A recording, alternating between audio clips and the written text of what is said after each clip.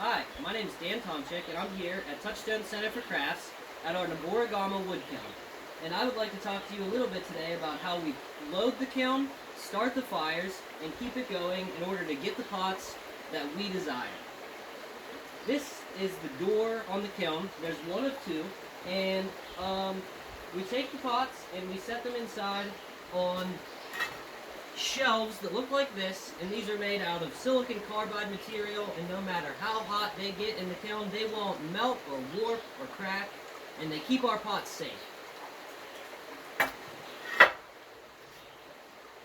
After we load the kiln, we take these bricks that are here and we stack them in front of the doors, layer by layer, to the top, in order to block the flames from coming out at us over the course of the 48 hours that we're standing by the kiln and firing it.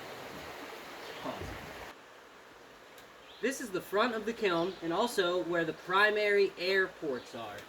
1, 2, 3 ports in the front for the kiln to be able to draw in air, combust the wood that we're feeding it, and then create heat as it travels back towards the chimney.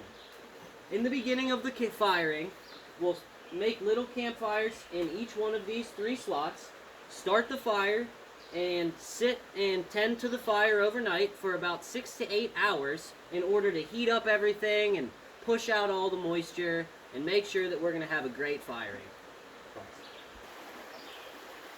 And after we start the fires down in the front, the little campfires continue to heat up the kiln and they start to draw the fire inside. Once we notice that, we take these bricks out, and this is our new place to make fire, and we set them down, take a piece of wood, and we slide it in. Close it off, and you always want to make sure you have gloves on because everything gets really hot as time progresses. After we make the fire start inside the kiln, in this chamber, it gets bigger and bigger and travels uphill towards the chimney. Once we notice that the fire is licking and coming out of these little ports here, we continue stoking down there, and we get more wood, and we start putting it into here too, in a rhythm. 1, 2, 1, 2. As we do that, the kiln continues to rise in temperature, and fire begins to come out of all of the ports where it can escape. This area here ends up becoming 2,350 degrees.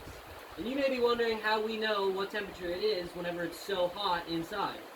And potters have a cool little thing called a cone, and they stand up straight, and whenever they hit their peak temperature, they start to bend, and when we see them bend through the little spy ports that we leave, we know that they're getting to the temperature that we need. The cone that we hope to reach is cone 11, and cone 11 is 2,350 degrees. As the fire continues up through the kiln, we get to the last chamber, which also has the pots in it, and this last chamber here has its own port as well. So as you would guess, we stoke 1, and then 2, and then 3 in a rhythm, time after time, and this takes another 24 hours on top of the 8 hours that we started down in the front. This whole process, as it continues to go, will equal out in temperature, making this entire kiln 2,350 degrees. As it hits its peak temperature, this chamber is unique. We are able to put in table salt or soda ash and at its peak temperature, and once that melts, it creates a totally different surface on the pots and the glazes. After we're done inserting the salt and soda, or salt or soda, the kiln is about finished, and it needs to be tightened up and buttoned and put to rest. We take newspaper and mud and we smear it on all the cracks, and we stop stoking, and that's when the kiln begins to cool down.